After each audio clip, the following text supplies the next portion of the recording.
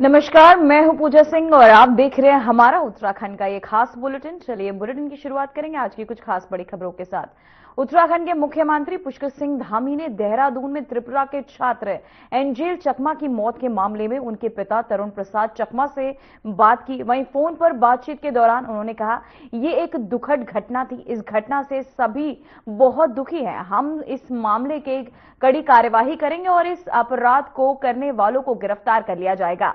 ये एक व्यक्ति नेपाल का था, वह फरार है।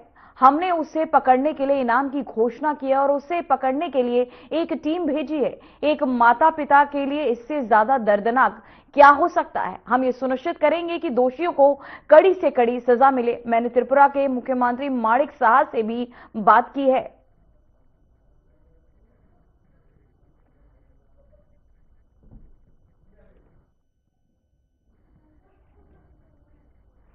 तो वहीं देहरादून समेत आसपास के क्षेत्रों में घना कोहरा छाया रहा, जिससे लोगों की सुबह और आवागमन प्रभावित हुआ।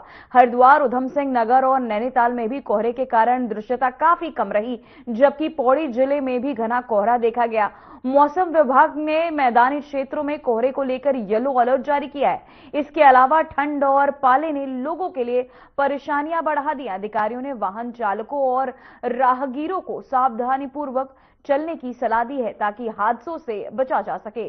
तो वहीं आपको बताते चले, देहरादून समेत आसपास के सभी क्षेत्र में घना कोहरा छाया रहेगा। हरिद्वार, उधम सिंह नगर, नैनीताल में भी कोहरे का कहर देखने को मिल रहा है। जहां पौड़ी जिले में घना कोहरा देखने को मिला, तो वहीं मैदानी क्षेत्रों में कोहरे को लेकर अब येलो अलर्ट भी जारी कर दिया गया है। सूखी ठंड पाले ने लोगों को परेशान कर दिया है। इसके चलते आपको बताते चले, ठंड के चलते लगातार सरकार भी अलर्ट जारी करी, लोगों से सावधानियां बरतने की अपील कर रही है। जहां मैदानी क्षेत्रों में कोहरे को लेकर अब येलो अलर्ट है। हरिद्वार, उधम सिंह नगर, नैनीताल में कोहरा घना, और साथ ही आपको बताते चले देहरादून समेत आसपास के सभी क्षेत्रों में कोहरे को लेकर लोगों को परेशानियों का सामना करना पड़ रहा है। दृश्यता कम हो रही है, जिसके चलते वाहन चालकों को दिक्कतों का सामना करना पड़ रहा है। वहीं देहरादून समेत आसपास के क्षेत्रों में घना कोहरा छाया रहा, जिससे लोगों की सुबह और आवागमन प्रभावित हुआ। वहीं हरिद्वार, उधम सिंह नगर और नैनीताल में भी कोहरे के कारण दृश्यता काफी कम रही, जबकि पौड़ी जिले में भी घना कोहरा देखा गया। मौसम विभाग ने मैदानी क्षेत्रों में कोहरे को लेकर येलो अलर्ट जारी किया है। इसके अलावा ठंड और पाले ने लोगों के लिए परेशानियां बढ़ा दी है। अधिकारियों ने वाहन चालकों और राहगीरों से खासकर सावधानी पूर्वक चलने की सलाह दी है ताकि हादसे से बचा जा सके। जहां कोहरे को देखकर लगातार सरकार लोगों को सतर्क करती नजर आ रही है, तो वहीं हरिद्वार और उधम सिंह नगर, नैनीताल में कोहरा घना छाया हुआ है। तो वहीं इसी खबर पर तमाम जानकारी के साथ हमारे संवाददाता आशीष डोभाल जुड़ चुके हैं। आशीष, मैं सबसे पहले जानना चाहूंगी, क्या कोहरे के चलते दृश्यता कम हो रही है, वाहन चालकों को परेशानियों का सामना करना पड़ रहा है? जी पूजा, सुबह से काफी दिक्कतों का सामना करना पड़ रहा था। चाहे देहरादून की बात करें, चाहे उधम सिंह नगर हो, हरिद्वार हो, नैनीताल हो, सभी जनपदों में जो सुबह जो है कोहरा छाया रहा। अब अभी वर्तमान की बात करें तो राजधानी देहरादून में थोड़ा धूप खिली है और पहले से जो है जो दिक्कतें आ रही थी उसमें थोड़ा सा कमी आई है। जो दृश्यता थी वो थोड़ा सा विजिबिलिटी अब ठीक हुई है। और लेकिन जो मौसम विभाग का कहना है, अभी आने वाले दिनों में भी कोहरा जो है उसको लेकर येलो अलर्ट जारी है। और जो ठंड और जो पाला है लगातार पड़ रहा है। कोरी ठंड पूरे उत्तराखंड में पड़ रही है, जिससे जो तमाम जो वाहन चालक या राहगीर हैं उन्हें सुबह सुबह सबसे ज्यादा दिक्कत हो रही है। शाम के समय में भी कहीं ना कहीं जो रात में भी कोहरा जो है दिक्कतें बढ़ा रहा है। और परिवहन विभाग भी समय समय पर लोगों को यही सलाह दे रहा है कि कम से कम जो है ऐसी स्थिति में बाहर निकलें और जो वाहन है उसे जो है देख कर चलाएं, नहीं तो तमाम जो हादसे हैं इस मौके पर, ऐसे मौके पर ज्यादा होते हैं। तो जो मैदानी जिले हैं वहाँ पर सबसे ज्यादा कोहरे को लेकर लोगों को दिक्कतें आएंगी। जी आशीष, मैं जानना चाहूंगी कि क्या सरकार के तहत अलाव या ऐसी कोई सुविधाएं की गई हैं? बिल्कुल पूजा, अलाव और तमाम जो साधन है, नगर निगम हो चाहे नगर पालिकाएं हो, उनमें जो है की जा रही है। और जो ऐसे लोग हैं जो खुले में सोने को मजबूर हैं, उनके लिए रैन बसेरे में व्यवस्था की जा रही है, और जो कंबल हो, गर्म कपड़े हों, वो जो है आवंटित सरकार की तरफ से किए जा रहे हैं, और हर चौक चौराहे पर अलाव जलाए जा रहे हैं, ताकि जो है ठंड को कम से कम किया जा सके।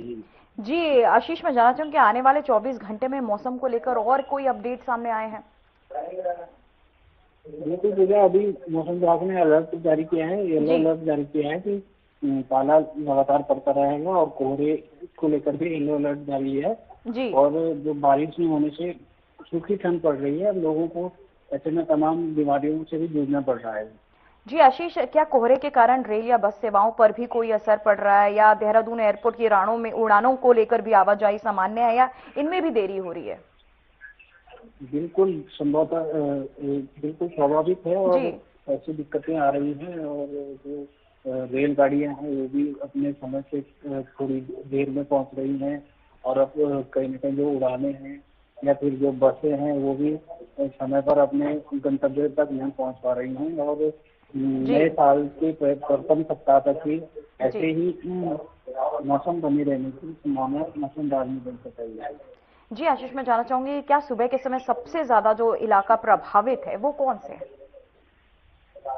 बिल्कुल, सुबह देहरादून की बात करें तो आज सुबह हो या कल सुबह की जो स्थिति थी, जिसका बिल्कुल जीरो थी, और बिजली को लेकर तमाम जो दिक्कतें हैं वो आवागमन करने वाले वाहन चालकों को हो रही है, और मौसम का ये जो रुख है वो कहीं न कहीं दिक्कतें बढ़ा रहा है लोगों की, और परिवहन विभाग बाकायदा सोशल मीडिया हो या तमाम माध्यमों से, मीडिया के माध्यमों से जागरूकता अभियान चला रही है कि कम से कम ऐसे समय में फॉग लाइट का प्रयोग करें, और अगर जरूरी न हो तो आवागमन जो है अवॉइड करने की सलाह दी जा रही है। जी आशीष, क्या हाईवे और पहाड़ी मार्गों पर भी अलग से सतर्कता बरती जा रही है? बिल्कुल बरती जा रही है, और क्योंकि पहाड़ी मार्गों पर पाला ज्यादा पड़ रहा है, कहीं न कहीं मौसम साफ है, रात के समय बादल होने के बाद पाला कम पड़ता था, लेकिन रात में अक्सर मौसम साफ हो जा रहा है, और कोहरा तो लग रहा है, लेकिन जो पहाड़ी इलाके हैं वहाँ पर पाला लगातार पड़ रहा है, जिससे जो है जो मार्ग है वो उनमें जो है आवागमन करने वाले जो वाहन चालक हैं उनको फिसलन का लगातार जो है भय बना हुआ है, और ऐसी दिक्कतें पहाड़ी क्षेत्रों में सबसे ज्यादा हो रही हैं, और मैदानी क्षेत्रों में कोहरे से जो है दिक्कतें लोगों को हो रही है। आशीष, ट्रैफिक पुलिस ने विभाग ने मौके पर क्या व्यवस्थाएं की है कोहरे को देखते हुए? ट्रैफिक पुलिस की तरफ से तमाम जो व्यवस्थाएं हैं वो की गई हैं, जगह जगह जो अपने तैनाती है वो की गई है, पुलिस कर्मचारियों से अधिकारी हों, ट्रैफिक विभाग से वो तैनात हैं, और आवागमन करने वाले वाहन चालकों से जो है सतर्कता बरतने की सलाह दे रहे हैं, और जगह जगह इससे जाम भी कई बार लग जा रहा है, तो इसको व्यवस्था बनाने के लिए ट्रैफिक पुलिस अपनी जो जिम्मेदारी है जो अभिभाषी तरीके से निभा रही है। जी आशीष, आपका बहुत बहुत धन्यवाद तमाम जानकारी के लिए।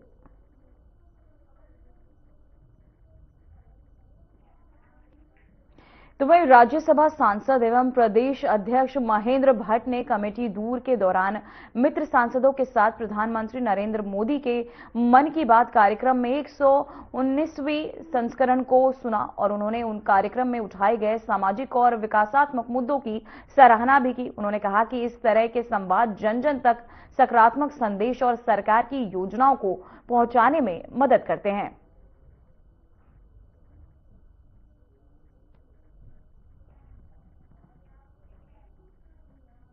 तो वहीं उत्तराखंड के मुख्यमंत्री पुष्कर सिंह धामी के द्वारा दिए गए कामों को समर्पित धर्म रक्षक धामी पुस्तक का संतों ने विमोचन किया। पूर्व मुख्यमंत्री भगत सिंह किशोरी और कई बड़े संतों की उपस्थिति में धामी पर लिखी इस किताब में उनके द्वारा सनातन की रक्षा को लेकर किए गए सभी बड़े फैसलों को शामिल किया गया है।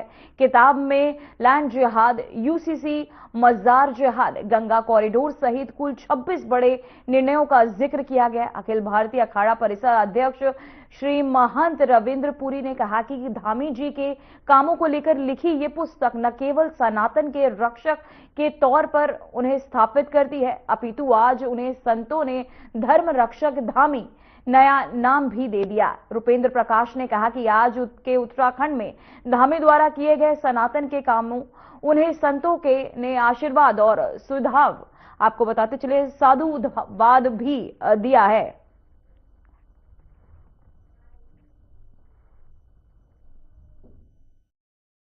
आज धामी जी का एक नया नाम दिया गया है, धर्म रक्षक धामी। ये बात सत्य है। जिन बहनों ने ये पुस्तक लिखी है, आपने देखा होगा जब से धामी जी यहाँ मुख्यमंत्री बने हैं तब से उन्होंने सनातन पे भी कार्य किया है। और आपने देखा होगा चाहे वो लौ जहाज हो, लैंड जहाज हो, कोई भी जहाज हो, सबके ऊपर उन्होंने कार्रवाई की है। और आपने ये भी देखा होगा कि जो चार धाम की यात्रा है और जितने भी हमारे मंदिर है, जितने भी सनातन के काज है, मैं समझता हूँ कि धामी जी से ज्यादा किसी ने ऐसा कार्य नहीं किया। हम सभी संतों की ओर से धामी जी को बहुत बहुत आशीर्वाद साधु। रक्षक के रूप में जो धामी जी ने काम किए हैं, चाहे वो लैंड जिहाद, लव जिहाद, थूक जिहाद और यूसीसी, अन्य ऐसे अनेकों बिल जो इस राज्य की अस्मिता को बचाने के लिए बहुत आवश्यक थे, इसलिए आज संतों ने भी एक सुर में उनकी प्रशंसा की। और व्यक्ति की प्रशंसा पीठ पीछे की जाए तो बहुत अच्छी है। तो संतों के अनुरूप, इस देवभूमि के अनुरूप उनका जो आचरण है, उनका जो कार्य करने की कुशलता है, उसके लिए आज संतों ने उनको बहुत साधुवाद दिया।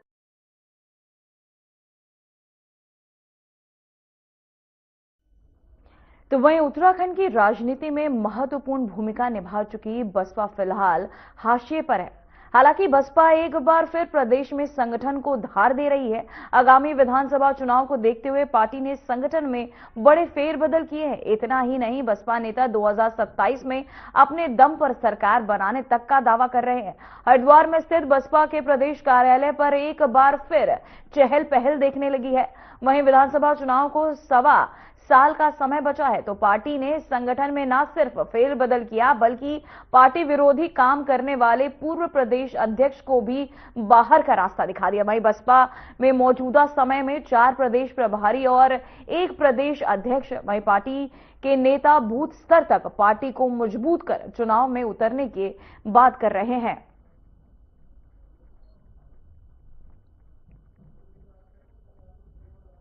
देखिए, जब कोई राजनीतिक दल एक आइडियोलॉजी ना हो के किन्हीं व्यक्तियों का समूह बन जाता है, एक परिवार की पार्टी बन जाता है, तो वहाँ प्रदेश अध्यक्ष जैसे महत्वपूर्ण पद को हटाना या उसको लंबे समय तक रखना, ये उनके हाथ का काम होता है। तो निश्चित रूप से मैं ये कह सकता हूं कि आज के सिनेरियो में जो बहुजन समाज पार्टी का अस्तित्व इस राज्य में वो ना के बराबर है। मैं कह सकता हूं कि इस राज्य में 2 प्रमुख राजनीतिक दल हैं और निश्चित रूप से आज 27 के चुनाव की बात करें तो भारतीय जनता पार्टी चुनावी तैयारियों की दृष्टि से बहुत आगे है और बसपा या इस प्रकार के क्षेत्रीय दलों का यहाँ कोई बहुत ज्यादा मजबूत नहीं है। संगठन हमारा हर जिले में हर बूथ पे स्ट्रांग होगा, मजबूत होगा। और हम जो रिजल्ट 2007 में लेके आए थे, हमारे 8 विधायक जीत के आए थे, तो हम संगठन उस लेवल से यहाँ तैयार कर रहे हैं कि 2007 से बहुत अच्छी स्थिति में यहाँ उत्तराखंड के अंदर जो बहुजन समाज पार्टी जीत के आए और बहुजन समाज पार्टी की उत्तर प्रदेश के साथ साथ उत्तराखंड के अंदर भी यहाँ पे सरकार बने। और सरकार अगर नहीं बन पाई तो स्थिति ऐसी होगी कि बहुजन समाज पार्टी के बिना किसी की सरकार नहीं बनेगी। और उत्तराखंड के अंदर जो 33 सीट हैं, इधर टोटल मतलब प्लेन की 33 सीट है विधानसभा क्षेत्र की, और 33 सीटों में से 33 सीटों पे बहुजन समाज पार्टी की स्थिति बहुत अच्छी है और हम संगठन वहां उस हिसाब से तैयार कर रहे हैं।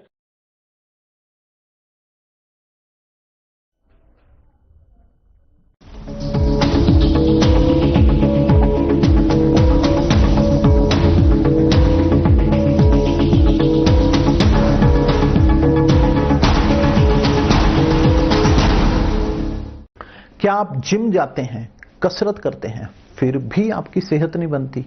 काजू बादाम किशमिश मेवे प्रोटीन के डिब्बे खाते हैं फिर भी कुछ असर नहीं होता, तो इसका मतलब है आपका पाचन तंत्र खराब है। और जब तक के पाचन तंत्र दुरुस्त नहीं होगा, आप जितना मर्जी अच्छे से अच्छा खा लो, आपकी सेहत नहीं बन सकती। इसलिए हमारी संस्था सन्यासी आयुर्वेदा ने एक ऐसी दवा का निर्माण किया है जो कि आपके लिवर, आपके पाचन तंत्र को दुरुस्त करने का काम करती है, ताकि आप जो भी खाएं उसका पूरे का पूरा निचोड़ आपके शरीर को लगे। आपकी भूख बढ़े, खाया पिया सही से लगे, नया खून बने, हड्डियों में जान आए, वजन बढ़े और आप मोटे तगड़े खूबसूरत पर्सनैलिटी के मालिक बन जाएं।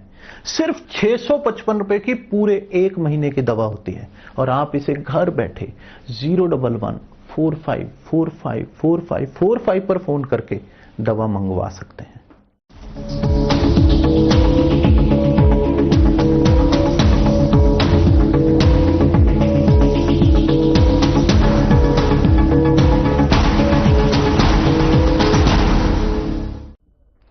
तो वहीं उत्तरकाशी के नौगांव क्षेत्र में आयोजित 3 दिवसीय रवाई लोक महोत्सव भव्य एवं रंगारंग सांस्कृतिक कार्यक्रमों के बीच धूमधाम से संपन्न हो गया। महोत्सव के तीसरे एवं अंतिम दिन क्षेत्रीय सांस्कृतिक परंपरा और सामाजिक चेतना को समर्पित कार्यक्रम के साथ सम्मान समारोह का आयोजन किया गया, जिसमें विभिन्न क्षेत्र से उत्कृष्ट कार्य करने वाले रंवाई क्षेत्र के 6 प्रतिष्ठित व्यक्तियों को सम्मानित किया गया। इस दौरान रंवाई फैशन शो भी आकर्षण का केंद्र रहा, जहां महिलाएं एवं पुरुष पारंपरिक परिधानों और आभूषणों में नजर आए। महोत्सव के दौरान लोक नृत्य, लोकगीत और पारंपरिक वाद्य यंत्रों की प्रस्तुतियों ने दर्शकों को मंत्रमुग्ध कर दिया। रवाई की समृद्धि लोक संस्कृति से जुड़े कार्यक्रमों ने पूरे वातावरण को सांस्कृतिक रंगों से सराबोर कर दिया।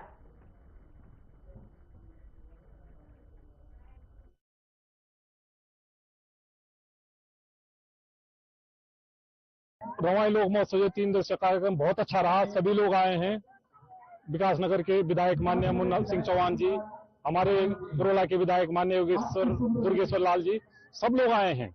हमारे जो राज्य मंत्री हैं गीताराम गौर जी, वो भी आए हैं। पूर्व विधायक यमुनोत्री केदार सिंह रावत जी, वो भी आए हैं। और इससे 3 दिन का जो भव्य रवाई लोक महोत्सव है, उसमें जो मीडिया के साथियों ने हमको भरपूर सहयोग किया, उसके लिए हम हृदय से आभारी हैं। और तमाम रवाई की जनता के हम हृदय से आभारी हैं कि उन्होंने उस कार्यक्रम को सफल बनाने में अपनी भूमिका निभाई और सब लोगों ने हमको सहयोग किया। हम आजीवन इनके आभारी रहेंगे।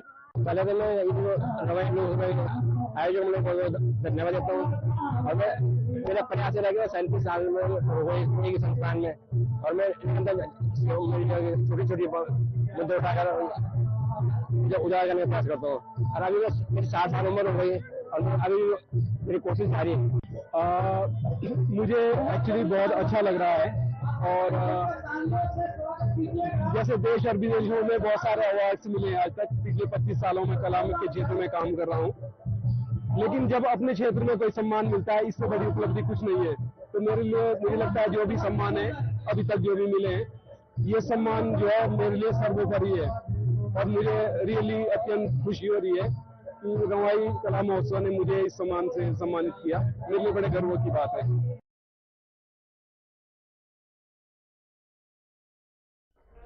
तो वहीं देहरादून में हाल ही में उत्तर पूर्वी भारत के त्रिपुरा से आए 2 युवकों इंजला चकमा और माइकल चकमा पर आपको बताते चले नस्लीय हमला हुआ। हमलावरों ने नशे में धुत होकर उनकी शक्ल सूरत को लेकर नस्लीय गालियां दी और चाकू से हमला किया। एंजल चकमा 17 दिनों तक जिंदगी और मौत से जूझते रहे, लेकिन अंततः उनकी मौत हो गई, जबकि माइकल चकमा घायल है। और इस घटना में 5 आरोपियों को उत्तराखंड पुलिस ने गिरफ्तार किया है। इस घटना के विरोध में उत्तर पूर्वी छात्रों ने एकजुट होकर कैंडल मार्च निकाला।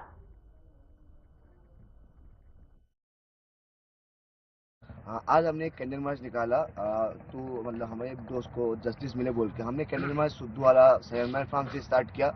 फिर हम सुद्दवाला चौक जाके हम लोग नंदागी चौकी होके आए, एक राउंड लगा लिया हम लोगों ने, ठीक है। वहाँ पे हमारे पास हम लोगों ने मतलब ये प्रूफ करना चाहते हैं हम लोग कि हम अकेले नहीं है यहाँ पे कोई भी, हम हैं तो हम साथ ही है सब कुछ। और मुझे ये बात बिल्कुल पता है अभी हम जो भी कुछ कर रहे हैं उत्तराखंड गवर्नमेंट देख रहा है, और मुझे उत्तराखंड गवर्नमेंट के ऊपर पूरा भरोसा है कि वो स्टूडेंट को कैसे देखते हैं और कैसे समझते हैं, मुझे वो पता है क्योंकि बहुत सालों से ये सब हो रहा है। तो अभी वो इतना स्ट्रिक्टली इन सब चीज़ों के ऊपर देख रहे हैं, तो विश्वास हमेशा उत्तराखंड गवर्नमेंट के साथ हमारा रहा है और आगे भी रहेगा। लेकिन बात यहाँ पे आ जाती है कि जब नॉर्थ ईस्ट का बात आता है तो हर कोई डिपार्टमेंट एक अलग अलग वे से उसको आइडेंटिफाई करता है। मैं उत्तराखंड गवर्नमेंट को यही चाहूँगा, जैसे दूसरे स्टेटों का केस सॉल्व होता है यहाँ पे आराम से, चाहे आसपास के मान लीजिए यूपी बिहार के, वैसे ही हमारे भाई का भी केस कुछ ही दिनों में ऐसे ही अच्छे पूरी क्लीन एंड फाइन से सॉल्व होना चाहिए। ये बहुत बड़ी दुख की बात है क्योंकि हमने कभी सोचा नहीं था कि हम ऐसे बाहर पढ़ने के लिए आए थे, एक फ्यूचर लेके, एक ड्रीम लेके, और यहाँ पर मतलब आके ये सब देखने को पड़ रहा है, तो बहुत दुख वाली बात है। और कभी सोचा भी नहीं था ये सब होंगे। तो हम अभी अपने सेफ्टी नहीं दिखते, तो हम वही चाहते हैं, और रेसिज्म इसको एंड करना चाहते हैं, क्योंकि ये बस अभी नहीं है, हमेशा होते रही है। मेरे साथ भी हो चुका है फर्स्ट ईयर में, तो मैं चाहती हूँ ये बंद हो जाए। और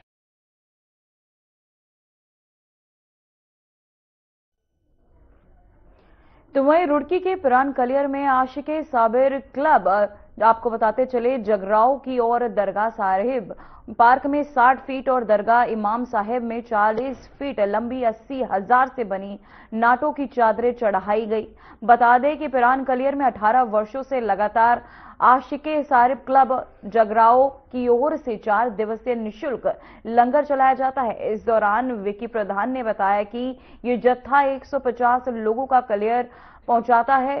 पहले से जत्था लंगर चलाकर लोगों की सेवा करता था और फिर पिरान कलियर में स्थित दरगाहों के में नाटों की चादरें पेश कर देश में अमन, चैन और खुशहाली की दुआ मांगता है। तो वहीं आपको बताते चले पिरान कलियर में नोटों की चादरें चढ़ाई गई। आशिके साहिब क्लब का ये 4 दिवसीय लंगर जहां जत्था 150 सदस्यों का सेवा में जुटा रहा। दरगाहों में अमन, चैन की दुआ मांगी गई। 18 सालों से ये परंपरा जारी है।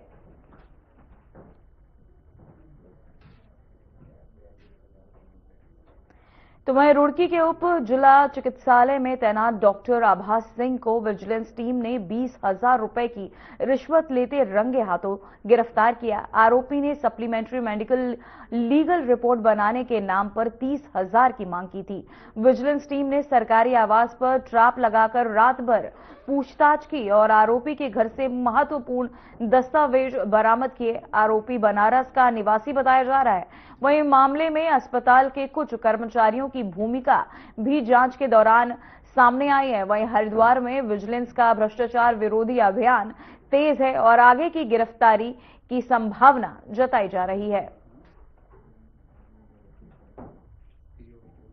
तो वहीं आपको बता दें रुड़की से खबर सामने आ रही है, जहां रात भर पूछताछ चली।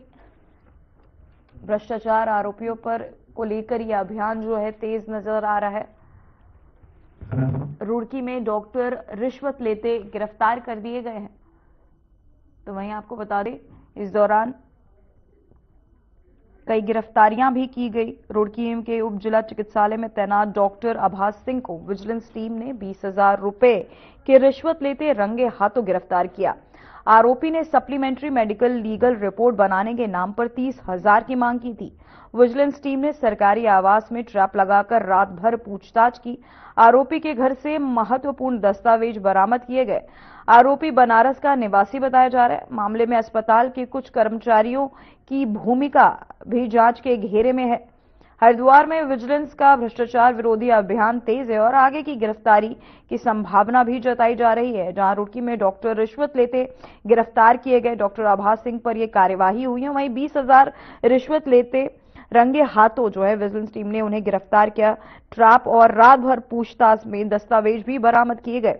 जहां हरिद्वार में विजिलेंस अभियान जारी है। रुड़की के उप जिला चिकित्सालय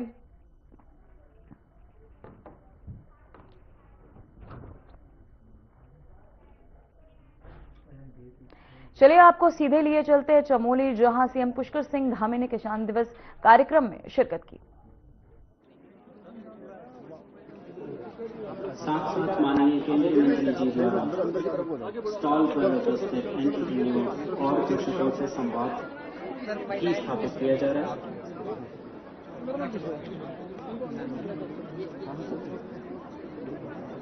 हेलो, इधर आ जाओ।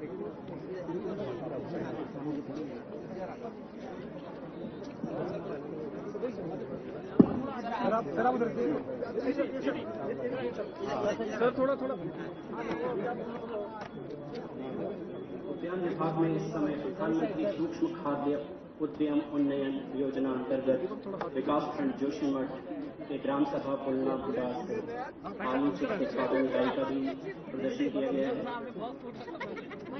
आपका श्री संजय सिंह चौहान जी द्वारा एक चिप्स ब्रांड पीएमएफएमई योजना के अंतर्गत स्थापित किया गया है, जिसका प्रदर्शन इस समय स्टॉल पर है। इसी योजना के अंतर्गत भगवती प्राण नाम से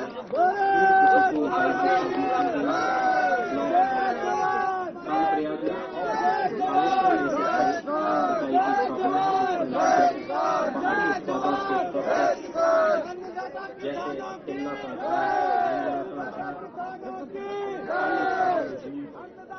चटनी इत्यादि का प्रदर्शन किया गया है।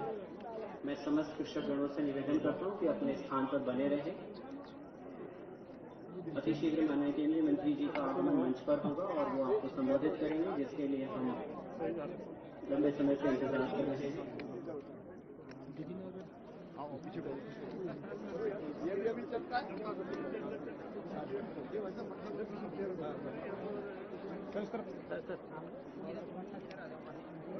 इसी योजना के अंतर्गत जीएस पहाड़ी फूड प्रोसेसिंग इकाई की स्थापना भी विकासखंड दशोली के सगर में की गई है, जिसके समस्त उत्पादों का प्रदर्शन आज यहाँ किया गया है, जिसमें मुख्य रूप से माल्टा, जूस,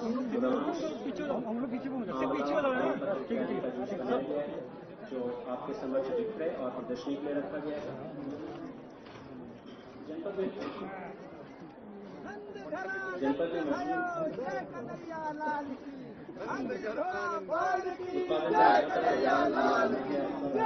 चमोली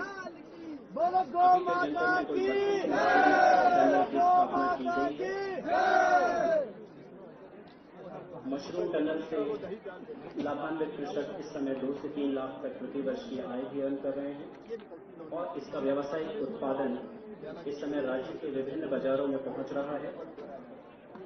उद्यान विभाग द्वारा मशरूम में अनेक योजनाएं चलाई जा रही हैं, जिसमें आपको 50% तक अनुदान उपलब्ध है।